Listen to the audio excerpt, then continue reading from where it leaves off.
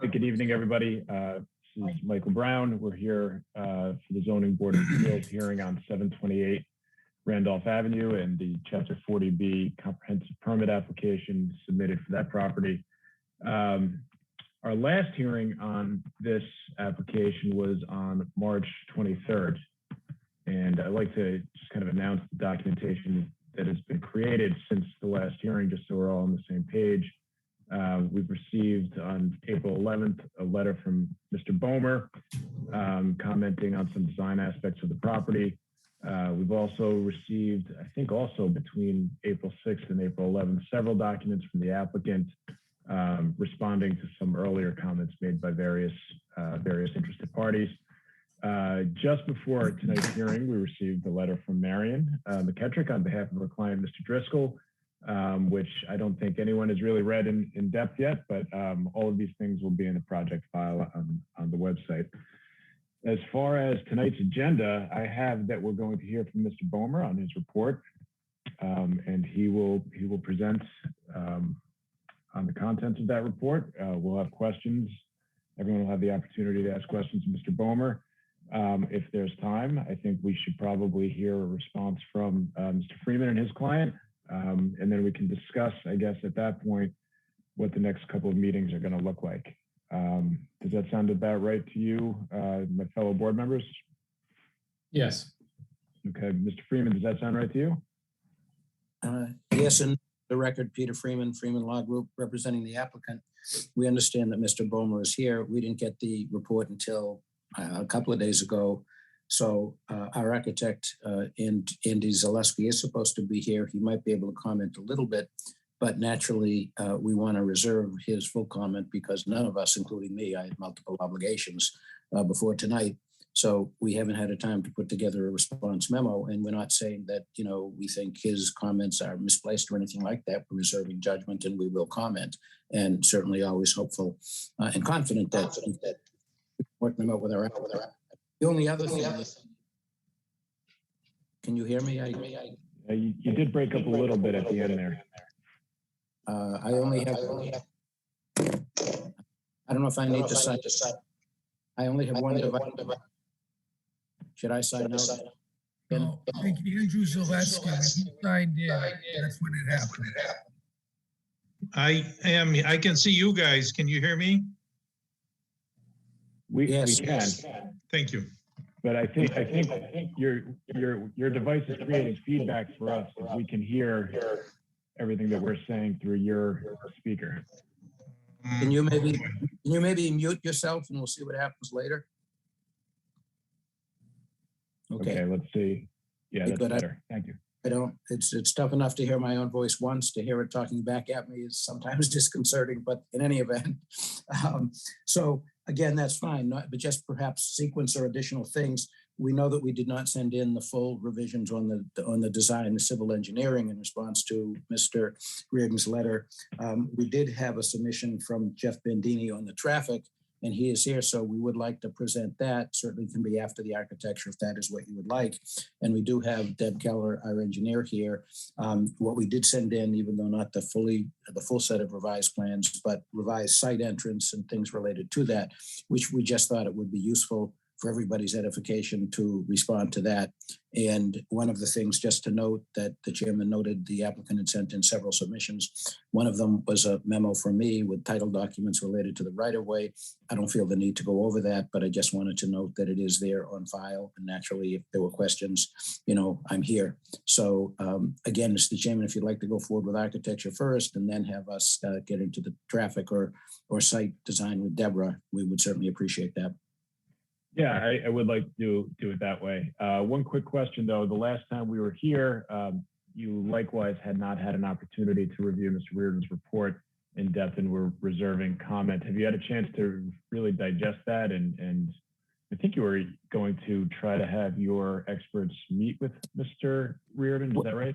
Well, Sean or Deb can speak to that. You're right, Mr. Chairman. However, again, this isn't because of any timing issue per se from our receipt of the Tetra Tech letter. It's more time pressure on Deb Keller. She wasn't able to go through it and make our changes and have a complete response to his letter. So your memory is correct. We haven't done that yet, to my knowledge, but we certainly intend to, no question. However, that's why I brought up the fact that we do have Jeff Bandini here on traffic, because he did respond both to the comments and his a new memo on some of the questions, and I think some drawings or plans related to some of the things that were discussed. So that's the status from our side. Okay, that sounds good. All right, well, Michael, sorry, go ahead. just to let you know, Deb and I did have an opportunity to talk together at length about our comments. So we did have a chance to touch base with each other. And I think now we're just waiting for either a revised submission or a working session. So Okay, that's great. Sorry, go ahead, Ms. Keller. Deb Keller, Merrill Engineers. So I would concur with Sean. We did speak, and so I focused on working with more on the traffic side to make sure that we had some of those answers completed. We did do some soil testing out there, so now we're in the process of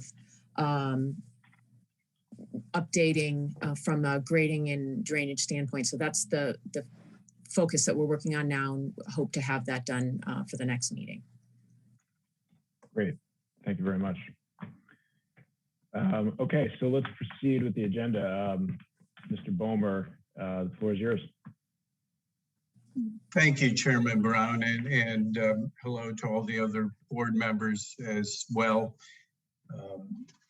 I wanted to start out by saying just briefly, I think you all know I'm the peer reviewer working for the Zoning Board of Appeals, and I want to make it really clear, and I think certainly Attorney Freeman knows this, as do others, that my goal is to try to help make the best possible project that we can, understanding constraints on all sides. So please, please accept my comments within that spirit. As far as my perspective, I think it's a kind of layered perspective, even though the layers, there is overlap in the layers. I think that for me, of primary importance is certainly the site plan.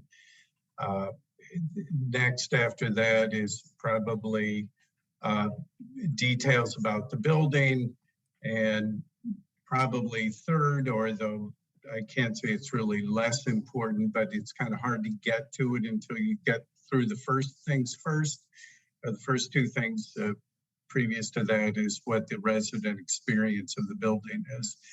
I think in this development, it's very schematic. I think the board has looked at a number of projects in Milton and a wide variety of the type of representation of the projects that you get. I want to be really clear about this on the architectural side. This is very much leaning on the minimum end of what we're able to really discern from the documents that have been submitted. I'm not opining on how that relates to what's required by the statute, but again, I'm trying to put it in perspective for the board, what they're looking at. Back to that kind of level of analysis. For me, the site is at the top of the heap because it involves kind of everything. In this, that is, it filters down through all the way through to the resident experience of the development. In this particular project, particularly because I did have the time and it was submitted a while ago to see Mr. Reardon's report about just real engineering difficulties with the site. So I understand, I think I understand the physics of it and even the technology of it, of why there are real issues about the grading on the site and how that could accommodate stormwater management systems. So I just want to say that I entered this knowing that there are technical difficulties. For me, it crossed over into architectural difficulties. I do want to point out really clearly that it's my opinion, and it's backed up by a very recent opinion issued by the Architectural Access Board, that there is a requirement that is enforced by the Massachusetts Architectural Access Board that requires an accessible path from the building to a public way. And I would refer for anyone who needs to do any deeper research on that. There was a recent case in Manchester by the Sea, actually quite similar, where there was a project sited on a hillside that was having challenges creating an accessible path down to a public way. The board reviewed it. The board issued an opinion in July 15th of 2021. Very clearly stated that that development did need an accessible path to a public way. I would state from my own professional experience that this development needs an accessible path to a public way. And I understand the developer's intent, which was to minimize the kind of disruption of the existing topography in the way that they cited the driveway and the additional difficulties that would be encountered by providing that accessible path. But I don't see a way around that. So I just want to lay on top of the heap here that between stormwater management issues, potentially other grading issues that could have to do with a cross slope in the parking lots, combined with the accessible path to the public way, these are really important feasibility issues. They're not, my opinions about how nice it might be to live there. These are hurdles that really need to be conquered before I think you can really push the development forward. In my letter, I stated that in my opinion, there are some really important site planning issues that need to be resolved before it's really worth digging deeper into some of the other issues in those other layers of analysis that I referred to. Having said that, continuing on the just kind of this I don't rate as basic feasibility, but in my report I did bring up, I think it was 13 or 14 points at the end, are all kind of documentation that I would expect to see that would reinforce the feasibility of the project, a couple of which are actually building code issues. I'm confident the architect can solve this, but and I appreciate that they haven't had a lot of time.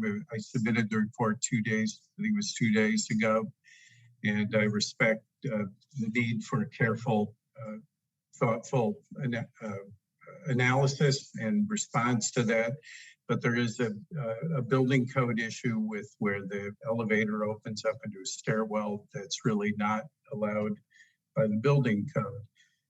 So I think there are building plan issues that can be solved.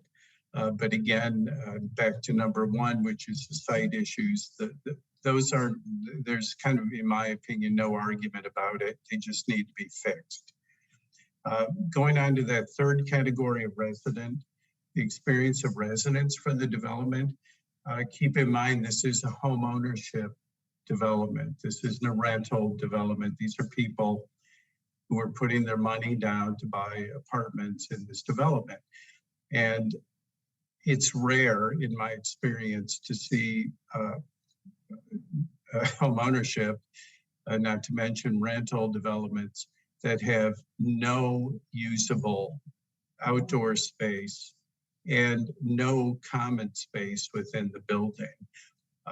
I think from a resident perspective, that is a basic expectation. I want to just soften that a little bit by the time we're in that third category. I'm not a marketing expert.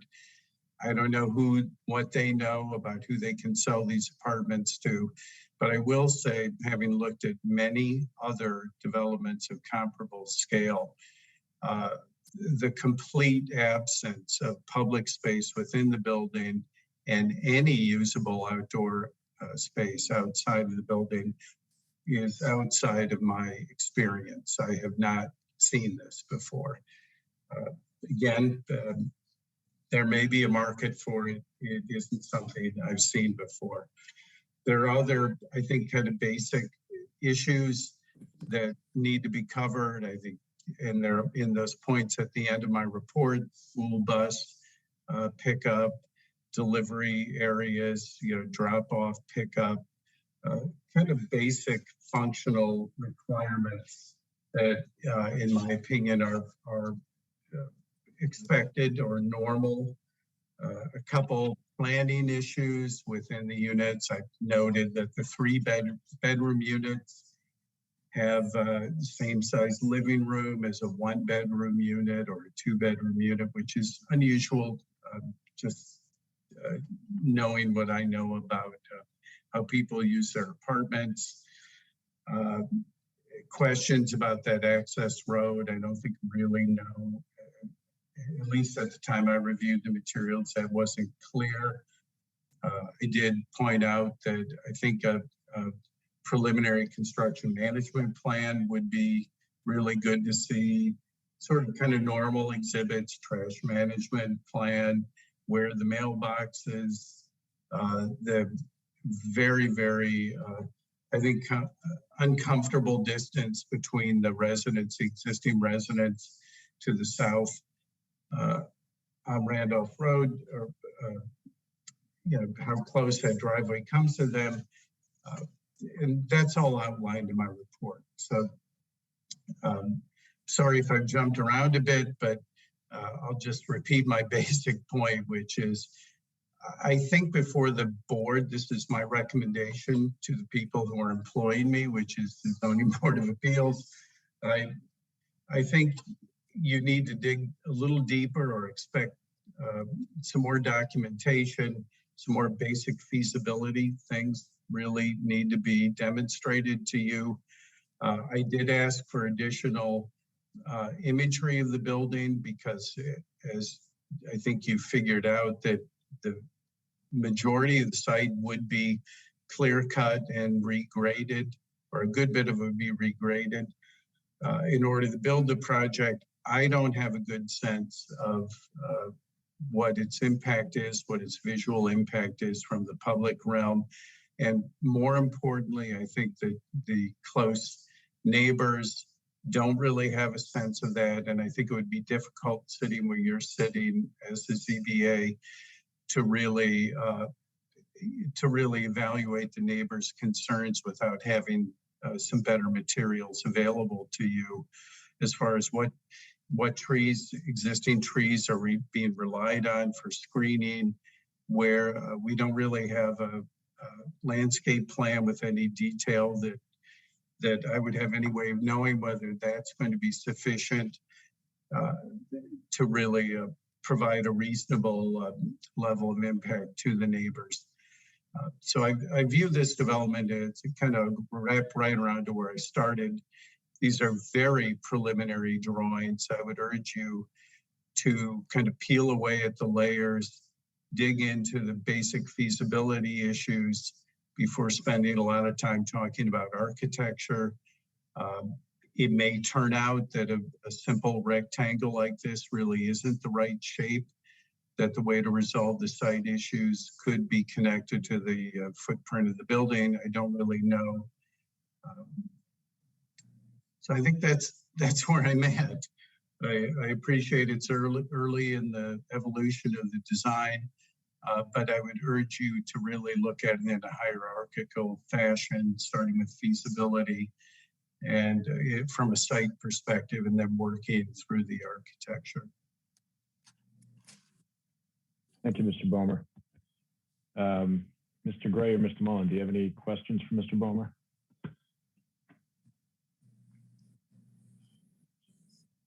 Mr. Bulmer, can you provide the board with a copy of the Architectural Access Board decision to which you referred? And we can enter that into the record and review it. Absolutely. I'll send that on. And for the record, that was a decision that was actually solicited by the town. It wasn't solicited by the developer, but absolutely, I'll send that on. Thank you very much. That's it. That's all I have, Mr. Chairman. Mr. Gray? No, I think Mr. Bomer hit the highlights from his letter that I wanted to hear about. So nothing at the moment. Mr. Freeman, do you have any questions for Mr. Bomer? No, not for Mr. Bomer directly, just for our architect, Andy, as we discussed prior to the hearing. You certainly don't need to make any responses tonight. Folks understand that, you're still in the process of reviewing and you will talk to Mr. Bomer. If you have any quick comments that you'd like to make, now's the time for now, but don't feel compelled to. Thank you, Peter. Andrew Zaleski, I'm the project architect. I am working on addressing those comments. Cliff certainly picked up on the problem with the elevator, but I think we've already started to work out a good solution to that. That's just something I missed. The other thing he did question was there's a note on the plan that refers to a unit that does not have a bedroom. All the small units will be 1-bedroom units. That was incorrect on there, so we'll fix that. Other than that, I think we will be addressing the other remarks that are that Cliff has raised, and I'm sure he'll raise some future ones. Thank you. Thanks, Mr. Zaleski. Anyone else on the participant list or anybody in the public have any questions? I don't think there are too many people in the public on this meeting.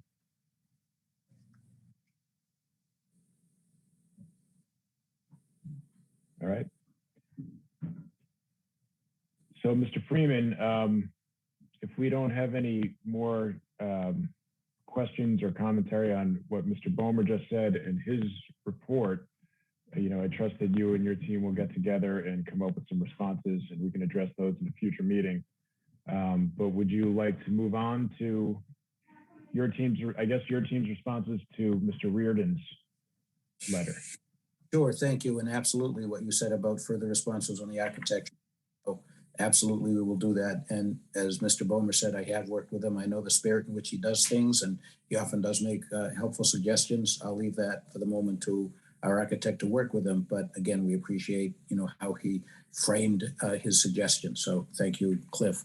I think it probably makes sense because it sort of is a segue into the traffic revisions to have Deb Keller just briefly, if she can share the screen, as she said earlier, show what she has submitted now as to the site entrance.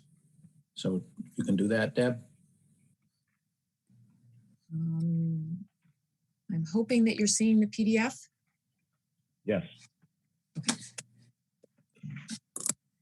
I will zoom up a little bit. And I'm sure Jeff can discuss traffic-wise, but in more detail. But what we've done since the last meeting was prepare a more defined entrance, 24 feet wide from Randolph up to the 318 driveway, transitioning down to a 20-foot wide as you move into the rest of the site. Curbing, we've added the sidewalk access down to Randolph. Crosswalk as required, showing 1 lane in, 12-foot lane in, 1 12-foot lane out. I think that's the general layout that's been revised. I think that clears up the flow through that intersection. And just briefly, I know it's focusing on traffic. We adjusted the parking layout to provide a fire lane, which ended up resulting in moving the dumpster. I think that was one of the comments, closer to the building itself. Added designated 2 parking spaces for loading and delivery spaces as well, which also has the ability of using the turnaround space here. so no one has to back out of the site.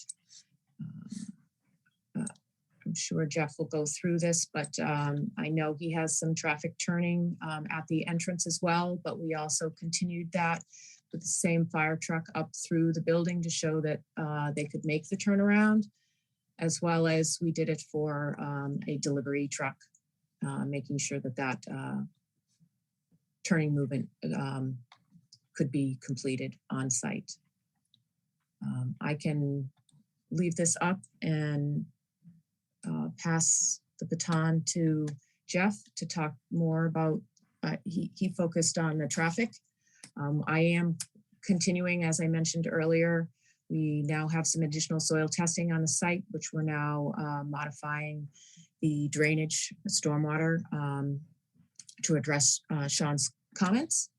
And so I'm hoping that we'll have that all buttoned up shortly for you and back in for Sean to take a look at. Thank you.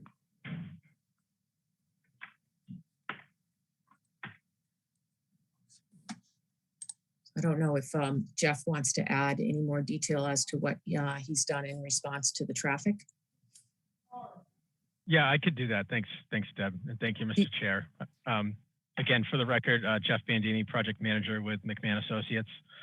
So I'll just take it from the top. I know Mr. Reardon and his team prepared a response letter, which I can address directly, at the conclusion of just going over what we had put together initially, because I think there was, based on one of Mr. Reardon's comments, I believe it was comment 54 that mentioned that the traffic study was lacking some of the key information that we believe was included, which I just wanted to go over for the record. And then, again, I'll prepare a response to what we did on top of what was done in the traffic study, just to kind of reinforce some of the results that we presented, and also to follow up on some of the information that Deb presented as far as updating the site plan goes. So just to kind of take it from the top, McMahon had put together a full traffic impact study back in October 2021. And essentially what that did was that included a speed collection and traffic data collection along Randolph Ave. And it did come up during the last meeting about some of the speeds along the roadway. So I just wanted to touch on that briefly, that we did collect traffic speeds along Randolph Ave. Those results, again, we like to use the 85th percentile speed to kind of judge comparison with the American Association of State and Highway Transportation Officials criteria. So that came out as 49 miles per hour southbound and 48 northbound. We looked at the crash data based on Mass DOT records at the proposed site driveway. We looked at the last 5 years of data, which included 2015 to 2019. And there were no crashes at that existing site driveway within the 5-year period. So again, as Deb mentioned, we looked at the site driveway as looked at and compared to the stopping site distance criteria, given the amount of site distance available, and then compared that with the AASHTO guidelines in the 85th percentile. And the stopping site distance data is exceeded in both directions using that criteria that I mentioned. As far as the trip generation goes, as far as estimating how many trips are going to enter and exit the site, we use the Institute of Transportation Engineers guidelines for trip generation, and found that during the highest peak hour, which was the afternoon, there would be 18 total trips entering and exiting the site. So that's total. And that came out to about 11 entering and 7 exiting. So that comes out to about 1 vehicle on Route 28 about every 4 minutes. And I know there was some concerns about vehicles backing into the site and delay associated with that. So we found there was approximately, less than 1 vehicle queue, which means 95% of the time there would be less than 1 vehicle waiting there. So we also wanted to examine the capacity of that site driveway, combining the traffic data that we collected on Route 28 and comparing the amount of trips that we estimate using the ITE data that I just outlined. So we compared that we compared the two entities, distributed that traffic in both directions along Route 28. essentially permitting both left turns and right turns, which I can get to in a moment.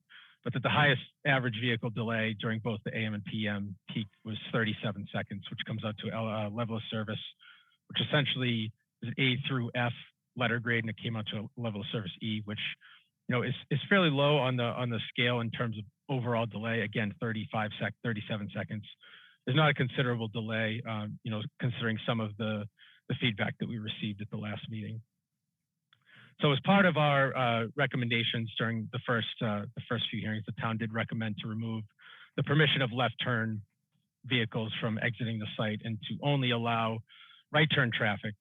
So what that did was we looked at that analysis and removing those left turns from the site. And again, the two existing residences that currently use the site driveway would still be permitted to turn left out onto Route 28, but essentially the site would not, patrons from the site would not be able to turn left. And with essentially removing those left turns and having everyone turn right instead of left, obviously is less conflict, and that translates to less delay. So that comes out to about 21 seconds.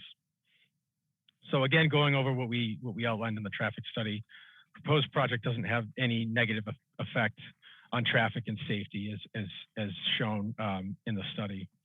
So to kind of supplement the information that we put into the traffic study, because I understand there were some questions about just the methodology and some of our assumptions. So we wanted to kind of reinforce what we had put together by putting together a supplemental field study, which we conducted a few Thursdays ago on March 31st. So what we wanted to do was look at a few comparable roadways located. We were looking for a certain criteria. One, we wanted to be located on the east side of Route 28, which is where the site driveway is located. We wanted it to be a T intersection, so we didn't want it to have another intersection located directly across. And so essentially we wanted it to be a T intersection. And we wanted it to be of residential use for a few different reasons. One being the peak hours associated with the residential use under existing and both proposed conditions. And two, the arrival rate, how often vehicles enter and exit, not only the quantity of vehicles, but the arrival type, folks coming to work that leave every couple minutes, and not any sort of, generator that's going to spill a bunch of cars out in a minute and then be fairly empty for the other 59 minutes of the hour. So we wanted some sort of sporadic arrival. So we looked at the two roadways that fit our criteria were Sassamon and Nahantan. So we looked at each of those roadways for 1 hour each during both the AM and PM peak hours. So 7 to 8 for Sassamon and 8 to 9 for Nahantan, and then 4 to 5 in the PM for Sassamon and 5 to 6 for Nahantan. So what we looked at was the traffic volume, how many vehicles are exiting the residential roadway during those periods, the delay associated with each of those vehicles during that hour, and also the queue, how many vehicles were waiting to enter Route 28 from there. And so what we found was that the results are very similar to what we had put together in the traffic impact study with respect to both delay and max vehicles that were waiting. So the results from the supplemental assessment found that the maximum time during the 2 hours that we measured, one for each of the roadways, was 22 seconds, which was, again, very similar to what we put together in the study, which was 21 seconds, and a maximum of one vehicle. There was never more than one vehicle waiting at any given time. So again, we found that supplemental report kind of confirmed our methodology that we'd put together in the traffic study. Again, so I'll just touch on some of the peer-reviewed responses from Mr. Reardon and his team. And again, I thank his team for putting together a very nice letter that was, easy to respond to. And Mr. Reardon was very helpful along the way, kind of clarifying some of his responses. So, and again, we understand some of these responses are, that Deb and her team are still putting together some of these. So understandably, some of our responses are still being developed to some degree, but I'll respond to the ones that I'm able to. So the updated plan did include the state highway layout and right of way, which is something that, should this project be approved and go on to the Mass DOT permit phase that, the DOT folks would want to see on the plan. So that has been included. A clearly more defined entrance and exit and internal radii, which we've included. I think that was important just to have a sense of, where vehicles were entering, can they enter and exit without any encroachment? What are sort of the dimensions we're looking at, and what sort of, roadway treatment and signage and striping that were to be included. So the updated plan does include that information, and the signing and striping will be developed and implemented based on the Manual on Uniform Traffic Control Devices and Mass DOT standard, which governs, the letter type and height and dimensions and all of that as well. I have one piece that is yet to be developed, and I just want to touch on briefly, is the transportation demand management. That's to be conducted in conjunction with updating the site plan. So once that's concluded, we can opine on that as well. So I did mention that the supplemental study that we put together, and then the traffic study. So my thought is that those responses can be relative to the comment 54, which mentioned that the traffic study didn't describe the function and operational characteristics and crash data and safety history for the site. So my thought that us outlining what we put together in the traffic study and the supplemental information that we put together would satisfy that comment. So a couple other things that mentioned the auto turn. So Deb touched on it briefly. McMahon put together the auto turn entering and exiting operations for both the fire truck and the single unit delivery truck, your sort of UPS that we anticipate will come to the site for Amazon deliveries, et cetera. And with the updated entry and exit radii that was shown, and along with the clarified dimensions and signage, there is no encroachment on the entry and exit on the existing site, and the vehicles can access and egress the site safely in that realm. One of the other comments we received was on the site distance. I did touch upon that briefly on the when I responded to the data collection and comparing with AASHTO site distance, but we did put this together in graphical form just to have everything in one space in terms of what we measured in the field and also what's included on the plan as related to the amount of site distance that's available. And again, the site distance is exceeded in both directions using the AASHTO guidelines and the 85th percentile speed that we measured. So again, given everything that McMahon has addressed, has studied, has looked over, and has responded to in Mr. Reardon's comments, we can conclude the project doesn't have any negative impact on traffic and safety as presently constituted. I'd be happy to take any questions on the study or the responses at this time. I have a few questions, but one of them is about the left turn restrictions out of the site onto Randolph Ave. Yes. How does that work? How is that enforced? So what we did was, and I believe the updated plan shows this, Deb, if you're able to put that back up on the screen. So it shows a proposed stop sign, which was recommended at the stop line for the exit, along with the stop bar. So again, meeting those criteria for MUTCD standards, and it also has a little notation that says proposed R-1 stop sign, which I mentioned. The R3-2, which is the MUTCD code for no left turn. Essentially what it is a left turn arrow with a red circle and a line through it. And then it says except residents of 718 and 736. So what that would do is if you're from the site and you're approaching Randolph Ave, you would approach the site, you would approach the roadway, see the stop sign, and also see the no left turn sign upon that exit. And then you'll see the supplemental plaque that says except residents of 718 and 736. And it's my understanding that the site patrons would be instructed that they are not permitted to turn left, and it would be a right turn only. And that would be manifested by making a right turn onto Pleasant Street further north and then circling back south on Randolph Ave.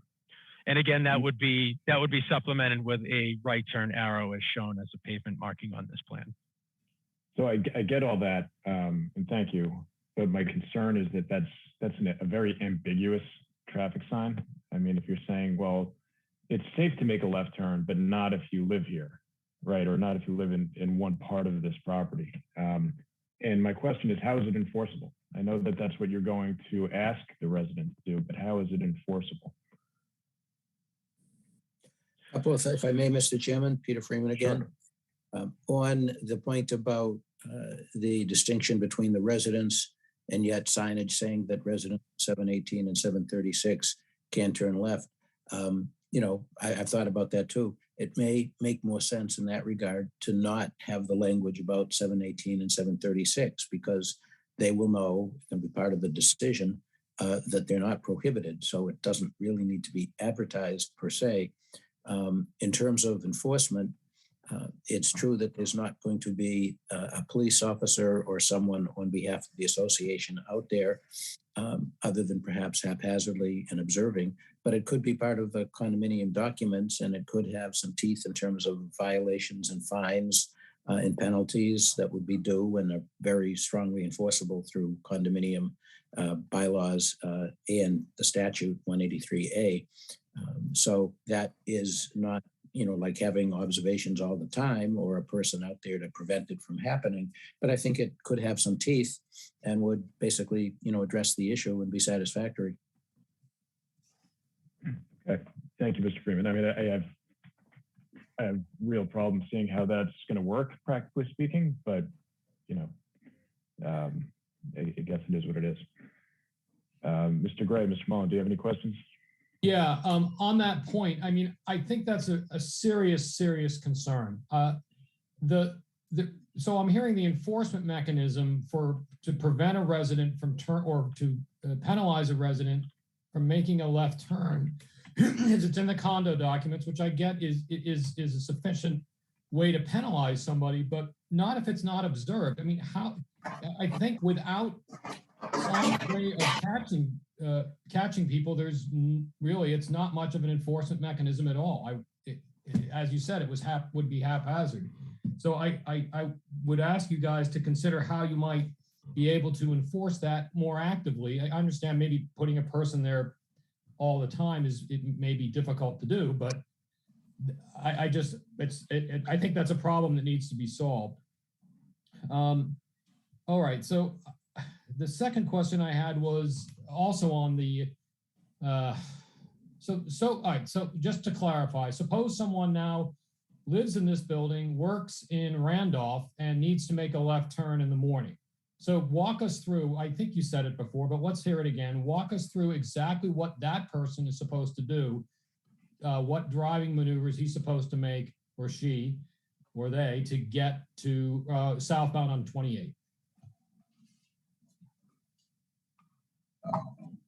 Jeff, I think that was you. Oh, yeah, no worries. Thanks. I'll take that one, Peter. So that would be to turn northbound on 28, make a right turn onto Pleasant, and a left onto Reedsdale, and then a left at the signal at that location at Reedsdale. All right. So has your traffic study looked at the impact at those intersections from people from this development needing to make that maneuver?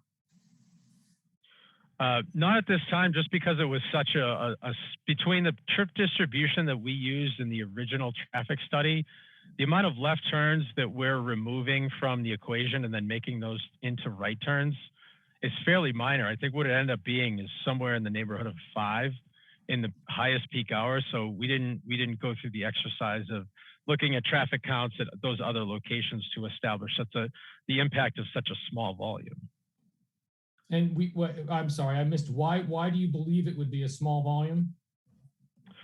Just based on and that's again, not to minimize the impact of the project, but based on the information that we concluded from the ITE trip generation, 14 vehicles in the morning and then 4 entering and 10 exiting. So to use your example, there'd be only 10 exiting vehicles in the morning, and so if under circumstances where left and right turns were both allowed, I think our original traffic study had 75% of those turning right anyway to go towards Boston, and just a small percentage turning left. So if that percentage of vehicles now turns right, it would be somewhere in the neighborhood of 1 to 5 based on just the number of exiting vehicles that we would anticipate in the morning. So can you help me understand how the ITE trip generator, what inputs go into it to make it specific to this site so that the data is relevant rather than just a generic site? So what it does is it looks at the type of facility. So again, this is a 40B. So it's, based on the size, not only just, the building height, like for instance, if this were a proverbial high-rise building, it would generate less trips. If it's a medium-sized building, it generates a certain number of trips. And if it's a low-rise building, it generates a certain number of trips based on other studies that have been put together, because each one of those residential components has different characteristics of both entering and exiting vehicles. So what we did was we looked at the ITE land use code most applicable for this site. And so that's how you determine what ITE calls land use code. So there's land use codes for everything, convenience stores, gas stations, all of that. And so we picked the residential component that was most relative to this site. So then what we did was we looked at number of units. So there's a couple of different variables that go into play. Type of facility, type of residential facility, and then number of units goes into that. All right, so is there, it doesn't sound then like there's any, I'm so sorry, That's okay. Any input that goes into that equation that takes into account this building specific location in this part of Milton, with Boston located where it is, with the other places people are likely to drive located where they are. It's just sort of a generic building of this type and this size, but there's nothing specific to this particular part of Milton. What I will say is that ITE is sort of the standard for this sort of activity in terms of generating traffic. It's nationally used, it's nationally recognized. Mass DOT adopts this in their guidelines on traffic impact study. It's used at the state level for MEPA environmental purposes. So it's a widely accepted way of establishing the amount of trips per site. All right, I get that, but there's nothing in any of that that ties it into the unique situation of this property.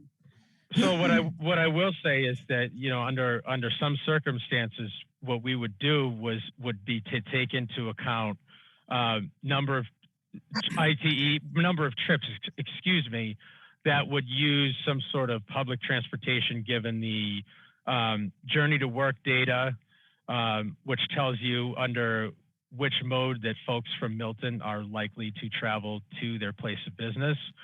And again, what that serves to do is really only minimize the amount of trips coming from the site, because essentially what that would say was, all right, for the sake of argument, let's say people from Milton, 75% drive and 25% take public transportation. Well, now you're taking the amount of trips generated by the site and then subtracting number of trips by 25%. And essentially we didn't want to do that on this project, because we didn't want to minimize the impact. So we didn't want to say that there were going to be some folks that were going to take public transportation, because essentially what that would do was provide a less conservative estimate of how many vehicles are going to be entering and exiting the site. So we actually were a little bit more conservative in that estimate. I understand. Okay, that's very helpful. Thank you. What I'm trying to get at is to establish in my own mind what the effectiveness is of a traffic study in general, in being able to assess the impact of traffic at this precise type of location. So it sounds to me like it's industry standard, it's well recognized, the DOT has adopted it, but there's nothing about it that really ties it into how 40 units are going to be in this location on that highway are going to work, necessarily how it's going to affect it with that level of detail. I understand it takes into account the size and the type of dwelling. All right. So no, if I could just respond, I mean, like without it,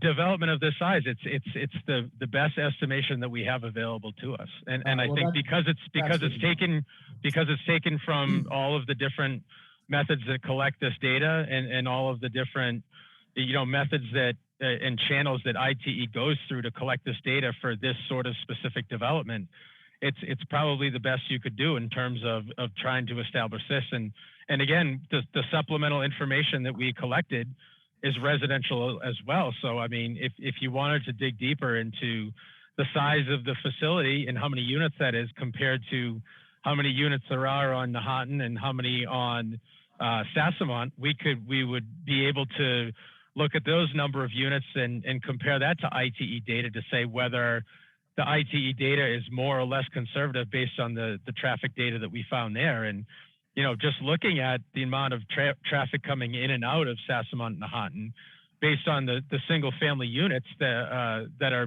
you know, widely considered to generate more traffic, it seems to me like the ITE was actually a little bit more conservative in this estimation. You know, I think that's not a bad idea, actually. It might help, I was going to say rebut, but at least provide more information for members of the community who are concerned about the traffic impact at this particular site. If they're, I understand what you're saying. I think that would be a good, It says you need a for us to have. W-2 or 1099.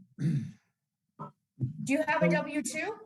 The last question I had to do with the bike access, and maybe that, because your response to question 54, at least as I understood, it didn't seem to take into account, and maybe that was coming in the traffic, what do you call it, data management plan, but I was, yes.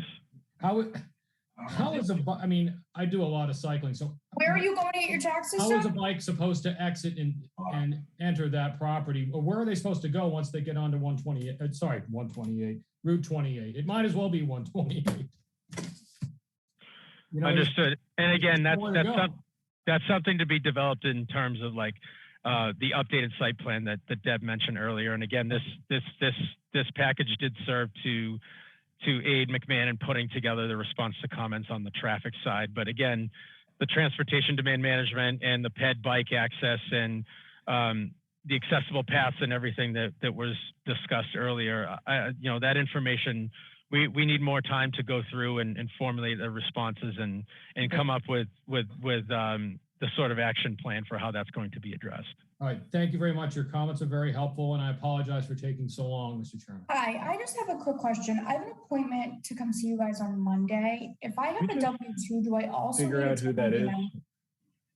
I think Crystal has her mic on, and someone else with co-host privileges can probably mute her manually. Okay, I don't know if anybody else has co-host capabilities. No, she looks like she's muted now. So No, I'm on mute now. Thanks, Crystal. Yeah, sorry. That's all right. Yes, go ahead, Justin. I share the concern that people have about the enforcement of those no lefts. Tim, I think we should sensitize the police chief on that. I'm less concerned with private enforcement and much more concerned with public enforcement. I don't think it's a signage issue or a condo dock issue. It's a police issue. So I think it would be helpful that, I know that the applicant is going to do some more work on that, but I think it would be helpful to sensitize the police chief and let him know that the board will be looking for comments on that. I think we'll also be looking for comments from him on the use of bikes on that state highway. And that might also actually, I mean, I don't know whether MassDOT would actually permit the bike to take the lane, but unless that's being proposed, I don't see bikes on the street at all, not uphill. So those are just some introductory comments. Mr. Bandini, when you said that was level of service E in the build, what was it from? What is the existing condition on the level of service? Could see if I can pull that up in specifics for you. I'm just wondering the degradation of the service.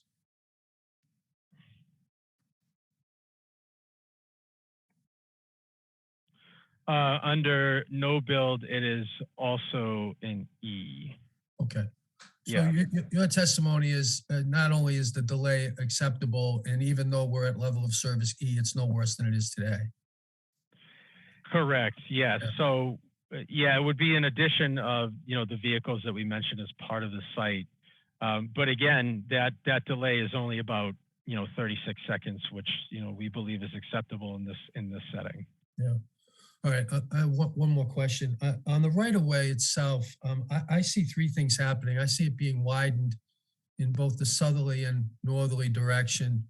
I know that the right of way extends beyond the property line, but we're actually talking about this being one way in each direction where it's not one way now, but just being widened. There are improvements beyond the property the applicant owns in fee, whether that be pavement or there's a guardrail. And then the character of the right of way is being changed by making it one way in and one way out. So I know that that's what the plan says, but my question is does the applicant have the approval of those who are entitled to use the right of way to make those modifications? Short answer is no, but we don't need it under the case law and doctrines, and I'm very confident of that. We're not diminishing their access. We're in fact improving it. And the 12, you know, the 12-foot that is on number 736, it'll be equally accessible, as I say, in fact, improved. So I would disagree that it's changing the character, and I don't think it has any deleterious effect on their use. If anything, it's an improvement. Yeah, I don't see how you can say that. You're making it a mandatory one way in each direction. Right now, it's two ways. Right now, Mr. Driscoll has the right to use either barrel of the road, in or out. You are prohibiting him from using what you now propose to be the entrance lane for the exit. The same with the property owner to the south. You're changing the character of the right of way. You're also forcing them to use property that is not currently included within the right of way, which is the exit. I think you're going to need their approval. I don't see how that happens without their approval. No, well, number one, I still disagree, but number two, in terms of Okay, your plan. Let me just go yeah, ahead. just in terms of going, and I don't mean to make it rhetorical because I respect the question and we'll look into it further and talk with my team. But when you say that now the Driscolls would have to use a portion that's not within the right of way, I don't think that that's accurate. And again, to the extent that it widens, et cetera, that's just a safety improvement. It doesn't diminish. If we were taking away usable area, then you might have a point, but we're actually increasing usable area. No, I'm certain I have a point. If you just put the plan up, I'll show you what I'm talking about. The right of way is being widened to the north.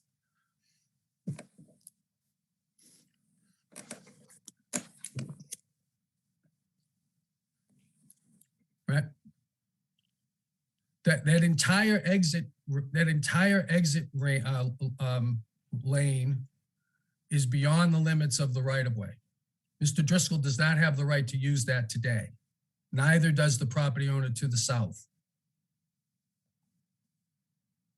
They have the right to use the property to the south, which is two ways. You're showing it one way in. That's now currently the exit because most people would drive on the right. But it's narrow enough that I think people probably use the full width for both directions. It's fundamentally changing.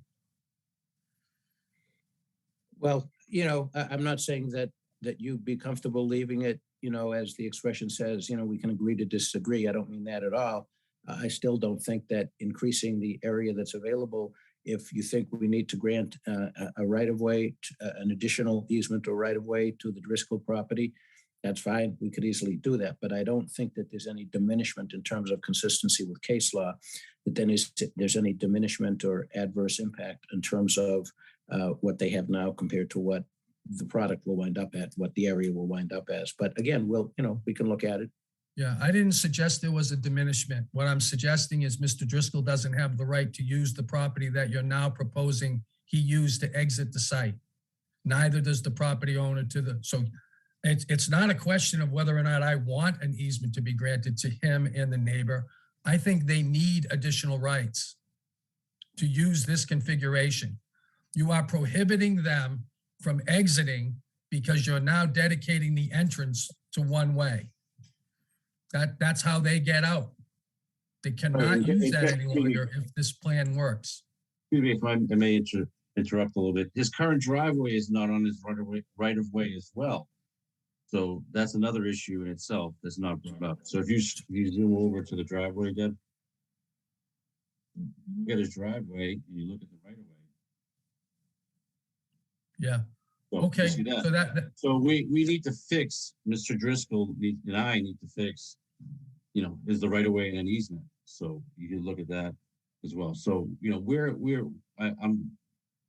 I'm very confident that we're improving the access and I'm sure we could work something out with an agreement, an easement for Mr. Yeah, Driscoll. again, my comment isn't about whether it's being improved or not. It's whether or not you've got sufficient site control to do what is being proposed. Well, he doesn't And I have don't think, sufficient. let site me just control. finish. Let me finish, okay? Can I finish? Sure.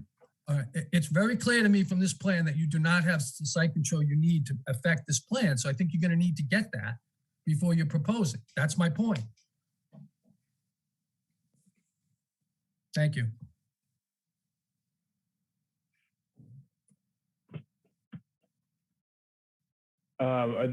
Is there anyone else on the call who has questions for Mr. Bandini? Tim has his hand up. Go ahead, Tim.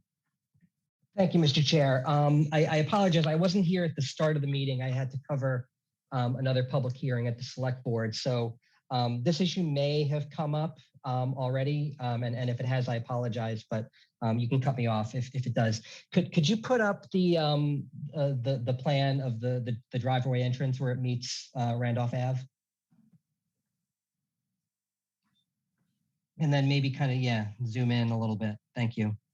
The original plan, if I'm not mistaken, had a much tighter, kind of more 90-degree kind of angle of the approaches, the sidewalk approaches, you know, to this driveway. And now we've got a much kind of more sweeping, arcing, you know, radius, you know, on either side. And I just kind of wanted to know what the purpose of that was. And you know, I'll preface this by saying that I'm not a transportation engineer, so there may be a very good reason and a very good, you know, set of trade-offs for why we would do this. But I think, you know, my understanding is that typically, you know, the broader, you know, the curb turning radius, the faster that you can whip around those turns. And that a kind of a more 90-degree treatment will slow down traffic and, you know, make it much more, you know, safer, you know, obviously for pedestrians, but, you know, for, you know, the speed of cars kind of coming in and out of that driveway. And so, you know, I just wanted to know, like, is that change in turning? So, I mean, it dramatically increases the pedestrian crossing, you know, if you're walking up or down Randolph Ave on that side. But I mean, like, is there a reason why you would need cars to be able to really zip in and out in a way that curb radius, you know, kind of creates, or is there some other reason why that was done? Bandini. Yeah, I could take that. Thanks for the question. We didn't cover that explicitly, so no worries there. I believe the reason for that was a few different reasons, mainly. Number one, to adhere to the MassDOT requirement for a development of this nature. Should this project be approved and moved to the MassDOT portion of the project being the state highway access layout permit phase, they would want to see a 30-foot radius at this location. The second reason, and those are all very valid points for sure. However, you know, we want to make sure that for site access and emergency purposes that the Town of Milton fire vehicle will have sufficient radius to be able to enter the site.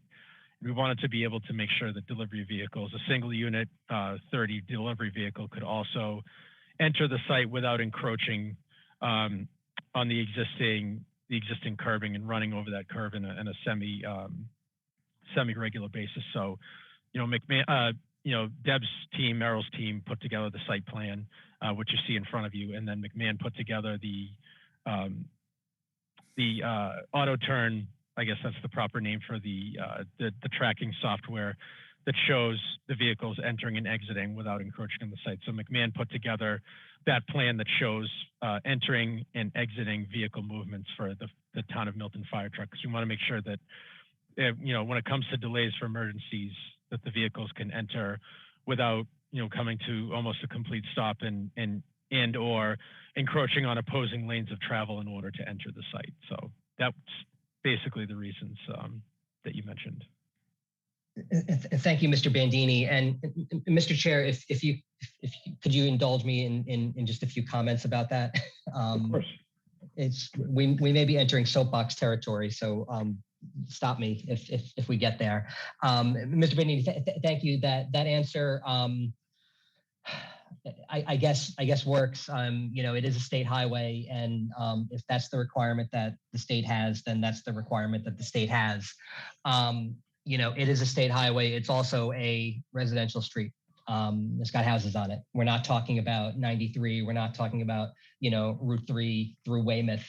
You know, we're talking about a 4-lane highway that goes through a residential neighborhood here in Milton. And so it's very frustrating to hear. And I don't, you know, I don't blame this project. If those are the requirements, those are the requirements, and you've got to do, you know, what the requirements say. It's just very frustrating to hear that, you know, the state standards require what I consider to be a less safe condition for pedestrians and vehicles. I think 28 is a mess. It's a speedway, and I think that we need to put pressure on the state at every opportunity to slow that traffic down and to encourage the state to, you know, actually implement their plans that CTPS did in their corridor study. And you know, until then, I think it's just going to be a very dangerous condition. It's going to put, you know, all types of developments, to say nothing of people that already live there, in a real pickle in terms of getting in and out. The other thing, and you know, it may be a moot point, but I think it's just worth bringing up for folks to think about is, you know, when it comes to emergency vehicle access, I think it's obviously, you know, important that emergency vehicles can get in and out of the site effectively without, you know, any kind of trouble. But the condition of that roadway and that driveway where it meets 28 is an everyday 24/7 condition for people coming in and out and then traversing Randolph Ave, pedestrians, bicyclists, drivers. And I think it's really important to keep in mind the trade-offs between, you know, the safety of the everyday, day-to-day normal usage of that driveway and its connection to 28 versus the convenience of, you know, what is hopefully a very few number of occasions where there's going to need to be emergency access. Again, it may be a moot point if the requirements are to have that curb radius. So this is me just basically, you know, just saying, you know, you know, these facilities exist every day and people use them in their normally designed function. And so, you know, if it's impossible for a fire truck to get in, you know, in one condition, you've got to make it so that the fire truck can get in, but also there's got to be consideration of that trade-off between, you know, is it the fire truck gets in a little bit quicker versus, you know, we have a safer pedestrian condition for people that are walking up and down Randolph every day. Again, maybe a moot point if those are the MassDOT requirements, but I think it's just really unfortunate. It's an unfortunate condition that you know, you guys have to deal with and make it work. And I just hope we all keep in mind that, you know, people do walk up and down Randolph Ave. You know, it's not the best environment for that sort of thing, but people do it. And we need to make sure that it's a safe environment and a safe condition for all users of that road. So, you know, thank you for clarifying that. And Mr. Chair, thank you for letting me make these comments. Thanks, Tim. I have actually a couple of follow-up questions to what Tim just said. My concern also, in addition to the pedestrians with this opening here, is the residents of 736. Has there been any study done on the impact of this changed traffic situation, basically in their front yard? My recollection from the site visit is their stairs descend right onto this driveway. And what's the situation there? What does that look like?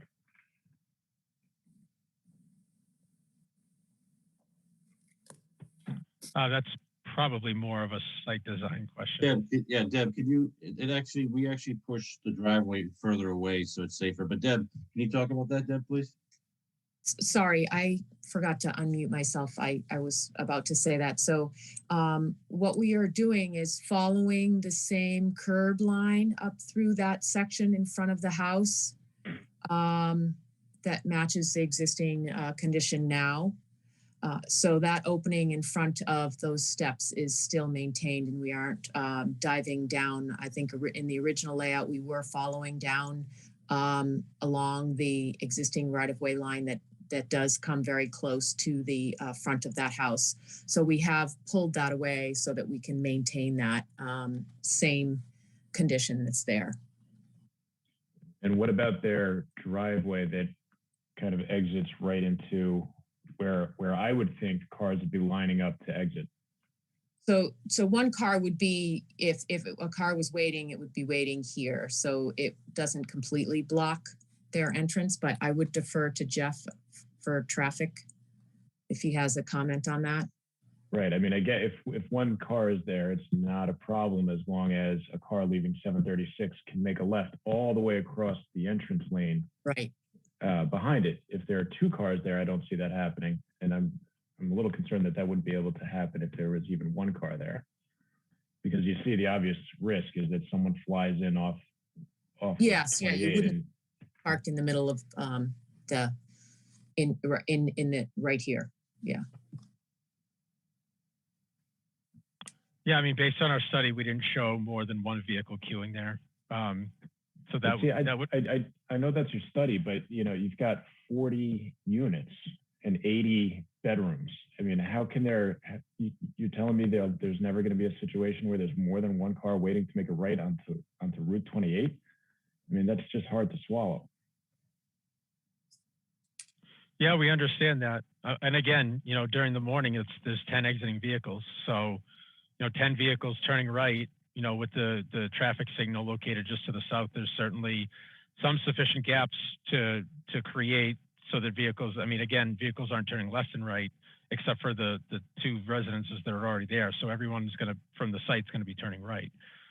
So again, you're talking about an instance where there's some level of probability that there would be more than one vehicle, but that would have to be combined with the probability of somebody leaving 736 in order to create that condition that you mentioned. Is that really so far-fetched? Personally, yeah, I think it is. So you think that leaving the probability of more than one car leaving the proposed development at the same time in the morning commute as somebody leaving 736 is low? Based on the numbers we've put together and based on our observations, yes, I think that's low. Seems to defy common sense, but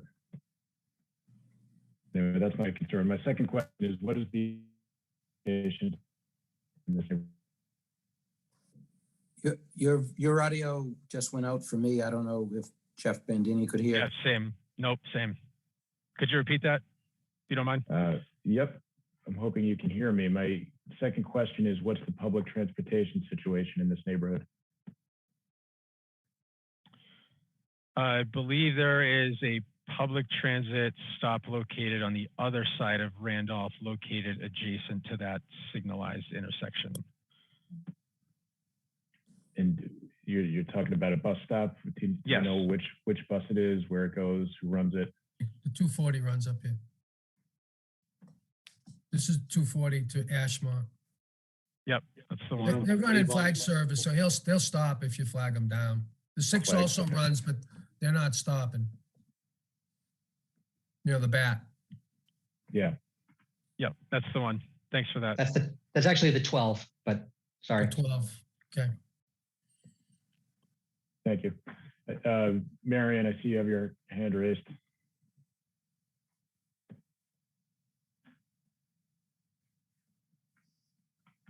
But you're still muted.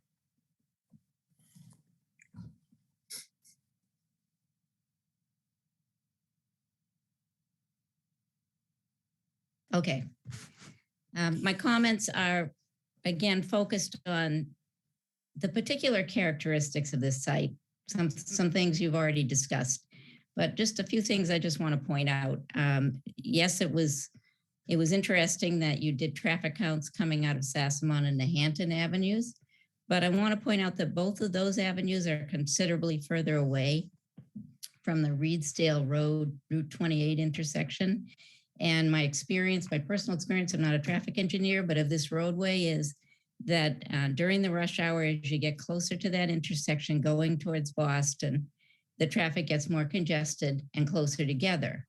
So if you're doing traffic counts back at Nahanton, or Sassamone, the traffic is likely, it's spread out more because you're a little distance away from a light, and then it begins to bunch up as you get closer and closer to that intersection. So I still don't think you've really studied conditions at this site.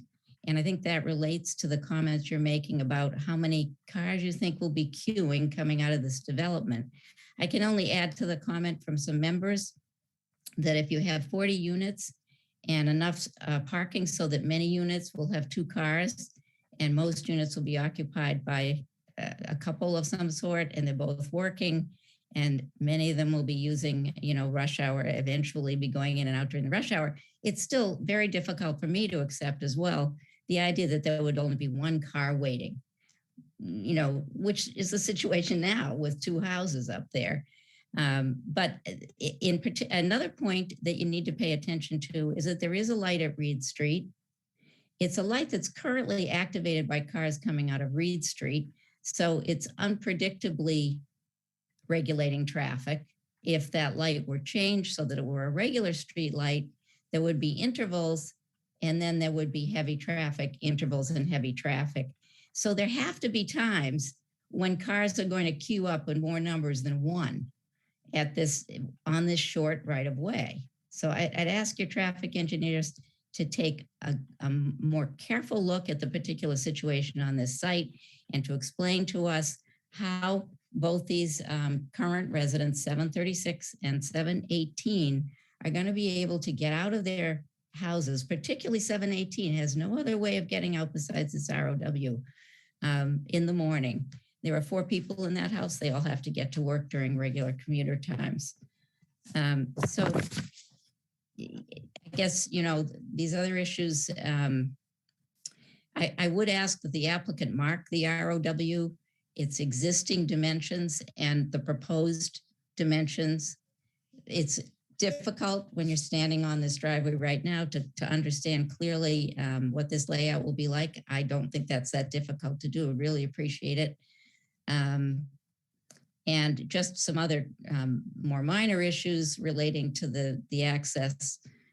We would like to know how maintenance is going to be done on this right of way, including snow removal. I do see you have a plan now showing a snow storage area, but we'd like to know how maintenance is going to be carried out. At the present time, it's carried out by the residents who live there. There'll be, a much bigger development, and we want to know what the plan would be. So my other comments don't relate directly to the traffic study. I'll save them in case we have more discussion. But I have sent a letter just before this meeting. It'll be on the website, and everybody will have a chance to review it with comments about, we agree there should be construction management plan. 3D renderings of the building would be really helpful to us. We do like the fact that there's been a reorientation of the parking, and the parking area is further away now from the lot lines. That leaves a little bit more room for screening. We would simply say that we agree with many of the comments in the architectural report, and we look forward to seeing more detail on those issues. Thank you. Sean, you have a question? A question and perhaps a couple of quick points for the benefit of the board.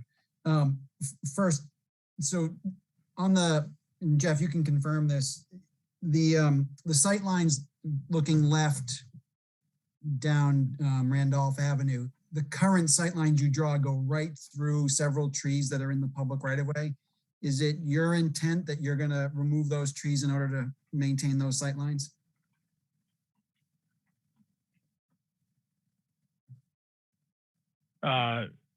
No, I believe the sight lines that we measured shouldn't take into account the tree lines, and if they are, it's perhaps maybe just the canopy that you may be thinking of in terms of blocking those, or is that something else that you might be talking about? No, if you look at your figure on sight lines, the sight triangle goes right through all those trees that are in the public right of way. Okay. And then, one quick question. I think it's kind of overly narrow to look at crash results for the existing driveway. I mean, clearly there's not going to be much volume there, and to look at just that driveway for crash results is a little bit narrow. What I'd ask you to do is extend your sort of study area for crash to include, for example, Sassamon and Nohanton, and maybe just go up the road a little bit to make sure that there's nothing happening elsewhere that may be indicative of the kind of traffic we're going to see from the driveway.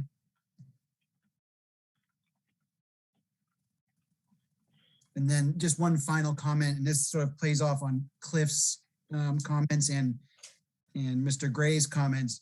Keep in mind, all of the data points that they use for these type of facilities contemplate having on-site amenities.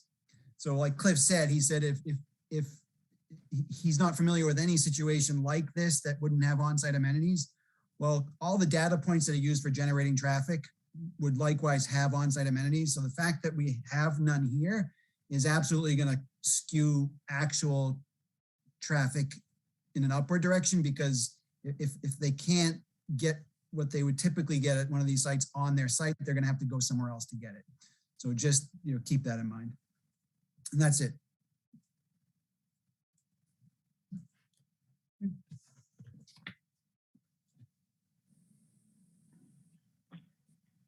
Thank you, Sean. Does anybody else have anything?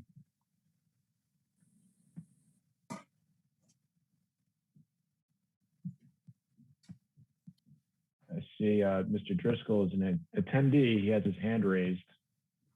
I don't know if we can promote him or get him. John Driscoll, yes, I'm going to right now. Thanks, Crystal.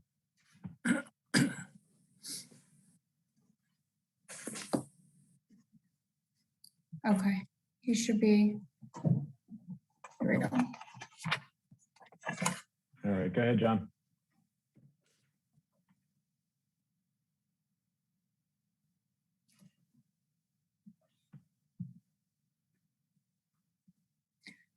John, you're on mute.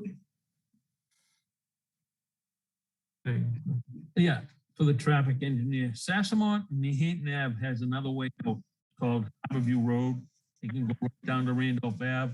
So you don't get, I don't think you'd get an accurate traffic count where people go out that way to go towards the light faster. And another thing about the developer, if I understood, he's trying to say I have no rights to this driveway. I don't have an easement. When I bought this house 31 years ago, my lawyer, Barry Hannon, right in the elevator of US Trust, no one can lock anybody out of this driveway. So I beg to differ with him about me and my rights in my driveway. Would be the accents to, not ours. That's all I want to make. And I live this driveway, and I come in and out of this driveway all day long to answer my phone for my business. Me alone probably comes in 12 to 14 times a day and exit. And the Amazon here alone at my daughter's ordering came 3 times today, and the UPS truck came once. So that's just one residence. And thank you. I hope you did.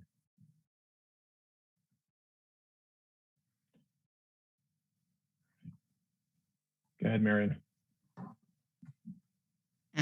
Just a couple of requests.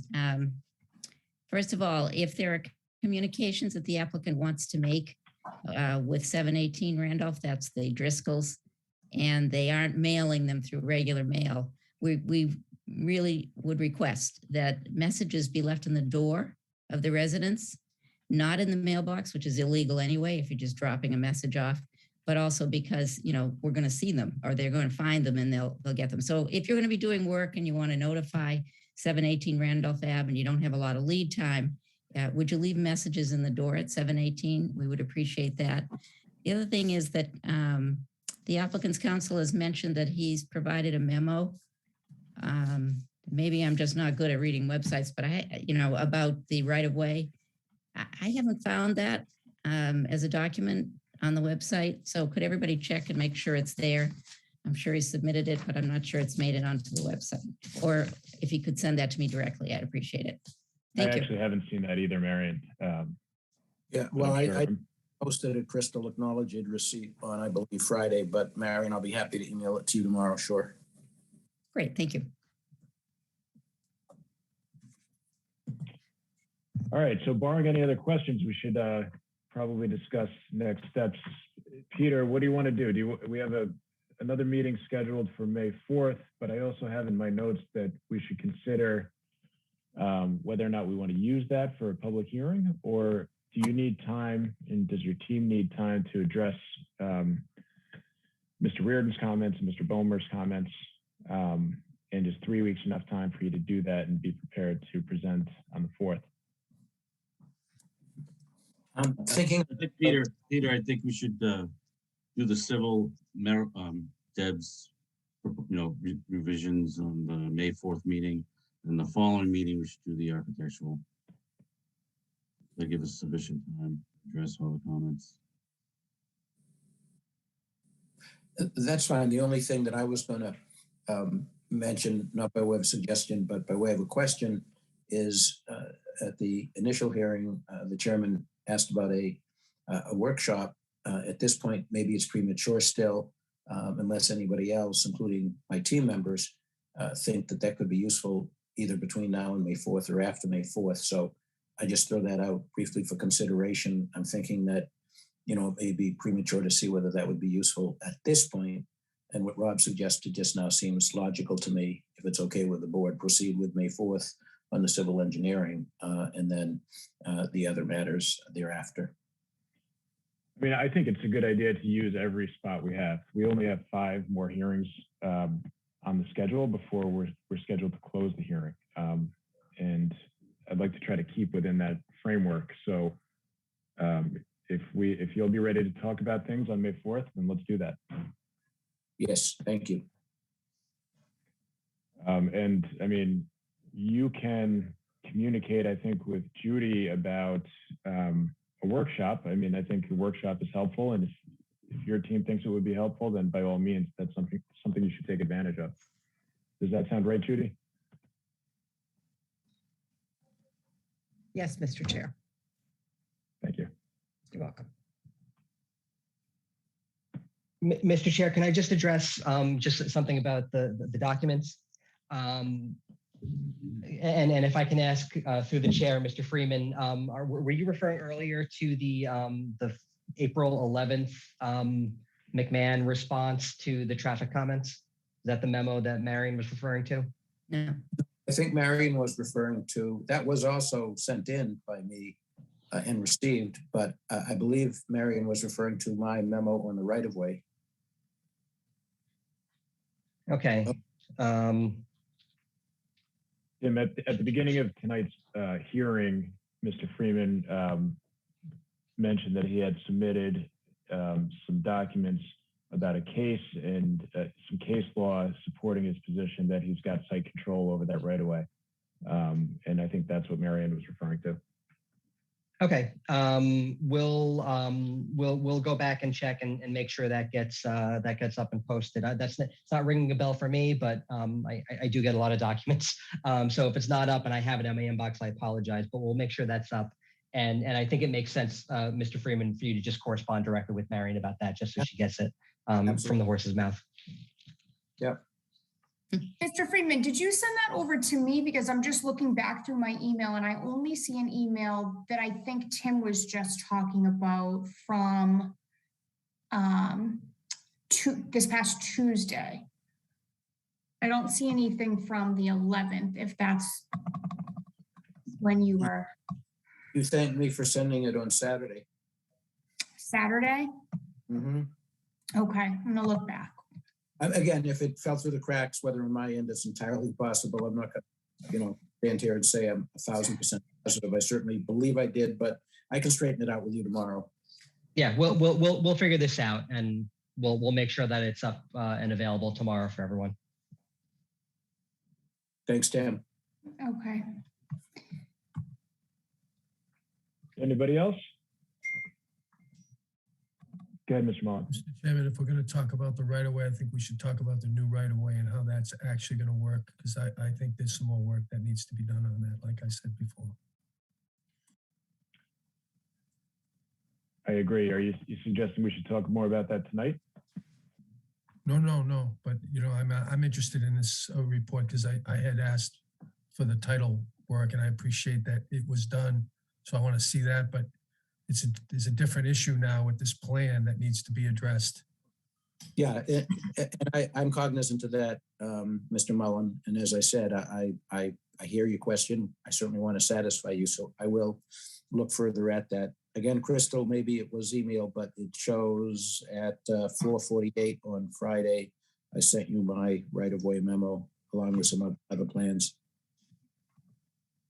Just for the purposes of clearing it up, could you maybe just send that again to Crystal and Tim, just so we're all on the same page? Sure. I found it from Saturday. I thought I sent it out. Maybe I didn't, maybe I looked at it Saturday and didn't. I'm gonna go back though, again. Well, I was impressed that you did anything on Saturday, so thank you for that. We had a hearing on Saturday. We did, yeah, Saturday morning. Oh, I think I know something about that. Mhm. Anyways, I'll get it out over to Tim and everybody. Thank you, Crystal. All right, well, thank you, everybody. Good hearing tonight, and we'll see you on May 4th. Peter, is that it? Do you have anything else to add?